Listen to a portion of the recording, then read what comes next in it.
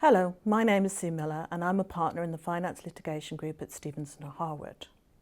Welcome to the fourth and final episode in our Autumn 2019 series of 4 short webcasts in which we take a bite-sized look at some key topics that have emerged from court or regulatory decisions over the last year. In today's webcast, Helen Fitz-Hugh, an associate in our Finance Litigation Group, will be looking back at some of the most significant cases relevant to banks and other financial institutions in 2019 to date. Hello, my name is Helen Fitz-Hugh. In this webcast, I will be talking about 3 significant cases relevant to banks and other financial institutions in 2019 so far. The first case is the decision of Marm Inversions and NatWest Markets and others. In this lengthy judgment in relation to a benchmark misrepresentation claim, Mr. Justice Picken found firmly in favour of NatWest Markets plc and 5 other banks in denying the claimant its claim for €996 million, or alternatively rescission.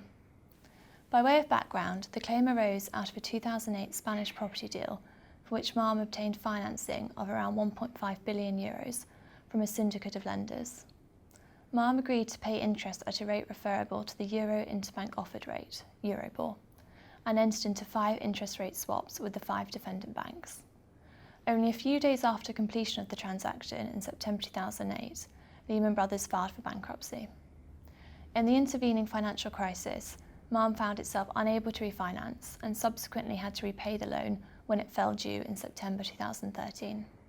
In 2014, Marm entered into a Spanish insolvency process in which the defendant banks brought claims for payments outstanding under the interest rate swaps. That same year, Marm issued these proceedings for rescission of the swaps and/or damages in lieu, on the basis that NatWest had made untrue representations about the integrity of the process by which Euribor was set, and NatWest had held itself out as having authority to act as agent of the other banks, and but for that misrepresentation, Marm said it would have negotiated more favourable finance terms. The judgment covers a range of issues, but of particular note are its findings on implied representations and reliance. The test for implied representations is not the same as for implied terms. For an implied representation to be found, clear words or clear conduct are required. The court will not imply representation from conduct in terms which are vague, uncertain, imprecise, or elastic. Whether or not a representation is implied is a question of fact, based on an objective determination in which the natural assumptions of the reasonable representee may be a helpful guide, but the court can also consider what was reasonably apparent to both the representor and the representee. A wide-ranging or complex representation is likely to require more in terms of words or conduct. The circumstances in which a duty to speak arises under English law are limited, and this was not such a case. Unless it can be proved that the representee gave any thought to the representations at the time they were made, it will be impossible to prove reliance. To prove reliance, a causal link must be shown as to how the representee would or might, in the case of fraud, have acted differently had the representations not been made. In this case, the representations about Euribor alleged could not be implied, not least because there were no clear words or conduct, and Marm was not aware of the alleged representations, so could not be said to have relied on them. This decision is likely to be welcomed by financial institutions facing claims arising from historic allegations of benchmark rate manipulation. It makes it clear that for a misrepresentation claim to succeed, the representee must have given some conscious, contemporaneous thought to the fact that a representation was being made. If that cannot be evidenced, the court will give short shrift to the idea of any reliance on a representation.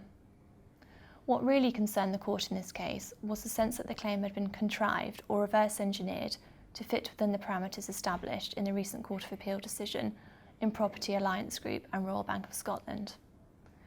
Effectively, the court was astute to the idea that claimants might seek to recoup market losses by pegging them to the discovery of wrongdoing within the banking system, without there actually being a connection between the two events.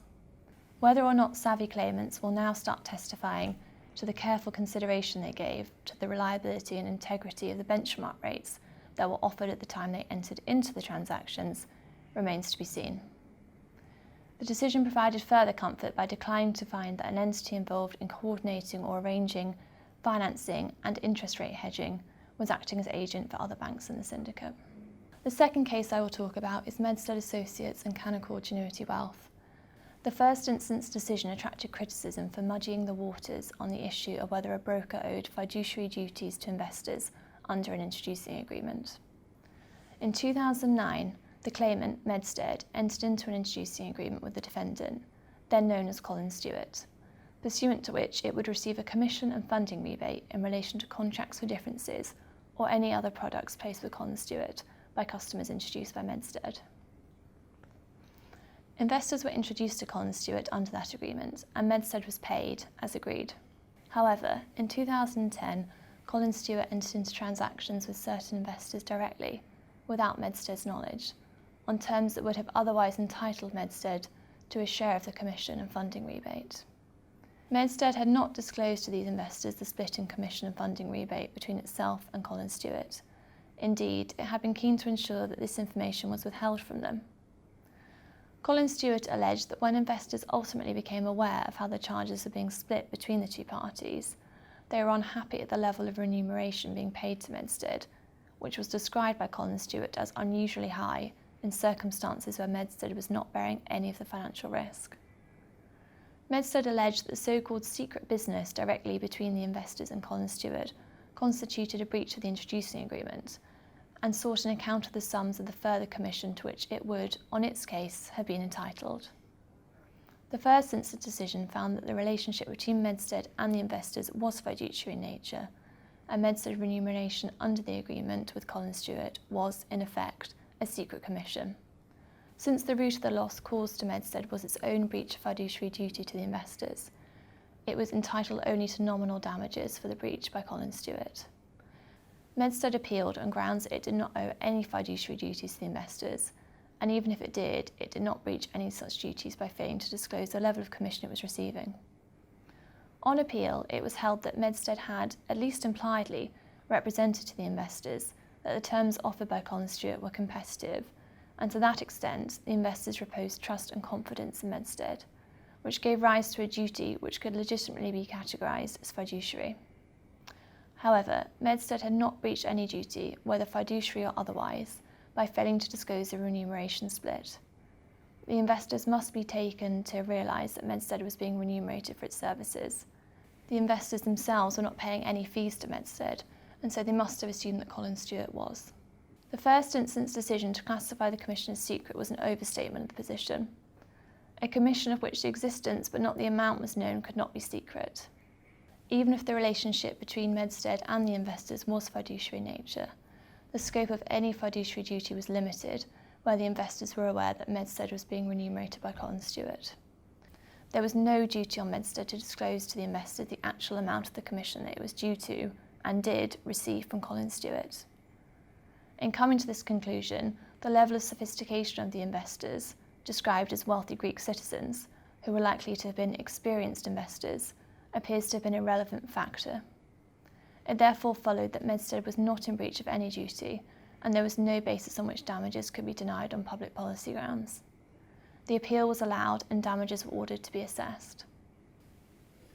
The Court of Appeal's decision will be welcomed by brokers to the extent that it found that Medstead did not have to provide full disclosure to the investors of the commission payments it earned. However, significant uncertainty remains. Without having to decide the point directly, the Court of Appeal was willing to accept that Medstead owed duties of a fiduciary nature to investors. The open question is the extent of such duties and, in particular, the level of disclosure of commission payments required. Until the courts give further guidance on this issue, it may be advisable for brokers to err on the side of caution when considering how open to be about the quantum of commission they are receiving, particularly where the investors' concerns may be less sophisticated. The third and final case I will talk about is First City Monument Bank and Zumax Nigeria Limited. In June this year, the Court of Appeal considered whether a relationship of trust was created where money was transferred through a correspondent bank. In a decision which will be welcomed by the banks, the court found that no relationship of trust is created by an international money transfer between bank accounts that is executed by clearing system or correspondent bank. By way of background, Zumax Nigeria had its main bank account with a Nigerian bank called First City Monument. First City maintained a correspondent bank with Commerce Bank, which it used to facilitate foreign currency payments. Between 2000 and 2002, a nominee company of Zumax, Redseer Limited, sought to make various transfers of US dollars to Zumax.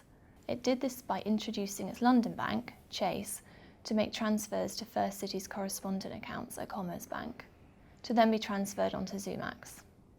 The wording on the transfers was for further/final credit to Zumax. It was common ground that Chase made the transfers to Commerzbank.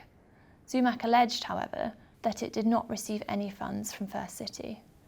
Zumax therefore sought a declaration that First City was liable to account to it as trustee for the value of the transfers it alleged never to have received, which totalled approximately $3.75 million US.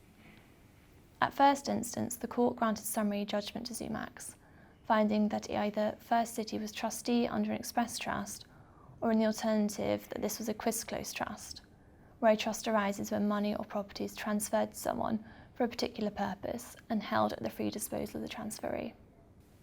On appeal, the Court of Appeal overturned the first instance decision and made the following useful observations. Only in exceptional circumstances will a banking customer be able to establish that a bank holds funds under an express or quis-close trust. The basic banker-customer relationship is that of debtor and creditor, not trustee and beneficiary. In this case, the court construed the execution of Redseer's payment through the correspondent bank, Commerzbank, as standard bookkeeping, rather than an express segregation of funds. The fact that records are marked as for further/final credit to Zumax was not sufficient to establish that Redseer intended to create a trust. Identifying the person to whom payment should be made was routine practice in such transactions.